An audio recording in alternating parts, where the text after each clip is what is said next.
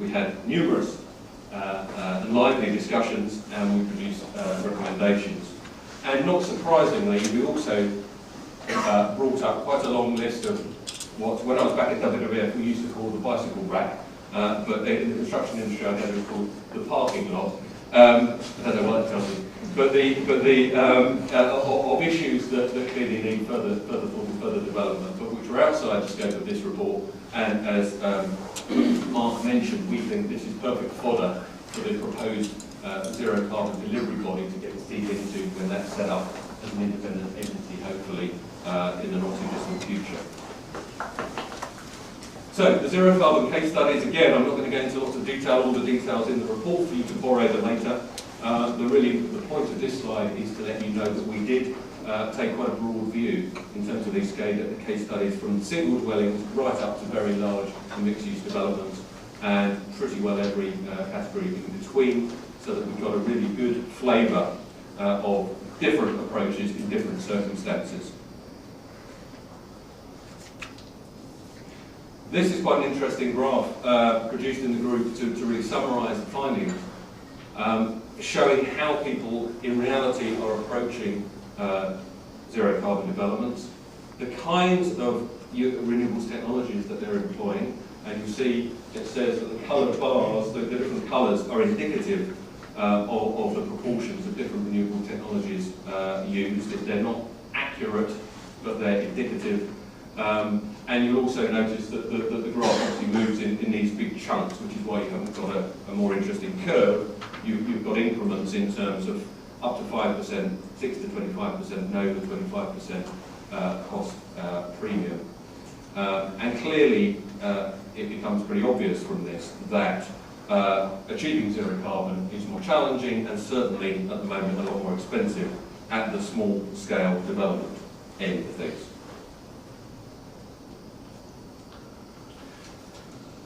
So what were the key insights? Some of these will not appear to you as rocket science, I suspect. The cost of zero carbon reduced considerably when you're doing this at scale. Capital cost is often one of the key determinants of the choice of different technologies. Renewable electricity is often the main challenge. There is a lack of regulatory incentive to reduce demand, particularly in terms of the occupant energy part. As you all know, the current definition of zero carbon talks about the regulated energy, the stuff to run the building, but also the estimated occupant energy use as well. And currently, there's little incentive to reduce that. And it also recognised that there is at the moment quite a lot of heat dumping going on in terms of community heating house systems being scaled to reduce electricity requirements, and then not being able to afford or not perhaps having the incentive to really do anything with the excess heat that's generated. So there's a lack of the infrastructure to use that heat usefully. Moving on to the modelling approach, as I said, the model was developed by Element Energy for the RAB report, the role of on-site energy generation in delivering zero carbon homes, last summer. What it set out to do was simulate the kind of likely choices that developers would face when they were seeking to build zero carbon homes. It then takes a dwelling stock model to extrapolate from that what the effects would be in terms of the number of installations, the likely costs, and the total energy generation capacity that will be required. And it's important to emphasise that the model is not capital cost limited, i.e. the model allows you to build the homes at whatever cost in effect. So that's a key part of the way the model works. So what were the key findings from the RAB report? Many of you will be familiar with that report.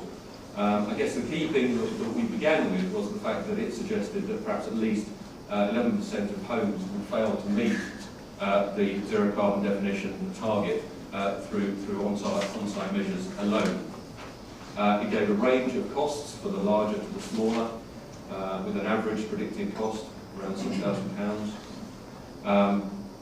It also observed that the PV was widely used because although it's relatively expensive technology at the moment, it was pretty broadly available to developments of all sizes.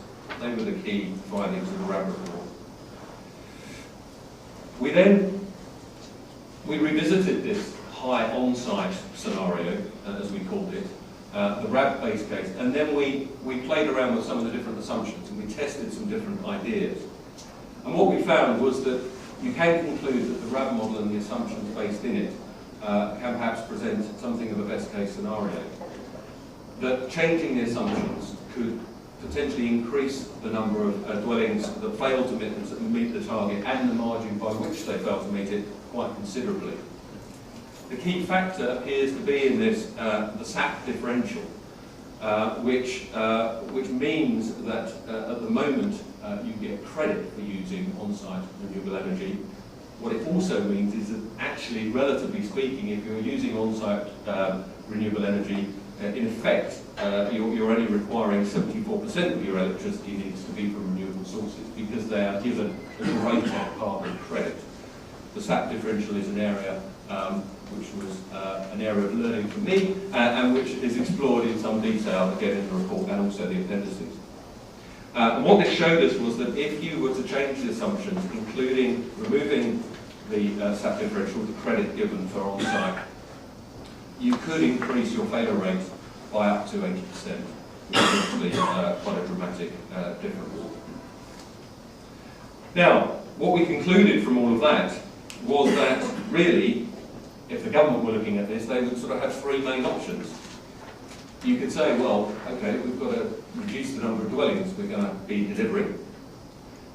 We are going to lower the threshold for zero carbon, actually, require less stringent carbon savings, or they've got to find a sort of a third way, which basically allows some use of off-site renewables to contribute to the definition of zero carbon in some circumstances.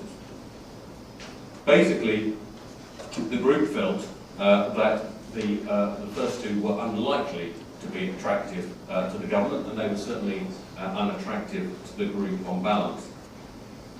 So we then explored, well, what would happen if you allowed the use of off-site renewables? And we deliberately looked at a high off-site case to see what would happen. Now, unsurprisingly, some quite positive things pop out of that. Suddenly, all developments can achieve zero carbon. It appears to be, and certainly in the shorter term, it appears to be cheaper for house builders, and particularly on the smaller scale developments. It also showed that actually you would need quite a lot of additional renewable generation capacity, something like 2 terawatt hours every year, just to supply the new homes built. But the group had a lot of concerns about just opening the doors to all off-site scenarios. And there's a number. We actually produced a very, very long list, I have to say, which we then had to be disciplined with ourselves and cut down within the report. The list in the report is still probably somewhat longer than this list, but these are some of the key ones. Fundamentally, the danger of failing to harness the potential which buildings do have of incorporating renewable production facilities within them and within the space that they occupy.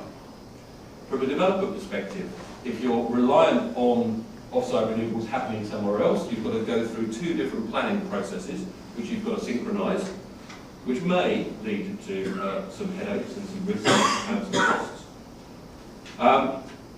We certainly felt within the group that in the future, in a time when there's going to be much, much more competition for renewable energy resources, and other sectors begin to enter the fray, other sectors are going to be prepared to pay an awful lot more for their energy than traditionally the built environment is prepared to pay, transport for example, and therefore there will be quite a risk of growing competition from other sectors. It would have a very noticeable impact on the scale of the micro-renewables market in terms of new build, and therefore that market would be much, much more dependent on existing housing and other buildings. And really, most fundamentally, we just felt that the failure to exploit all of the renewable energy resources we have, when we have a 15% target by 2020, when we're currently looking at less than 10%, was just pretty unacceptable.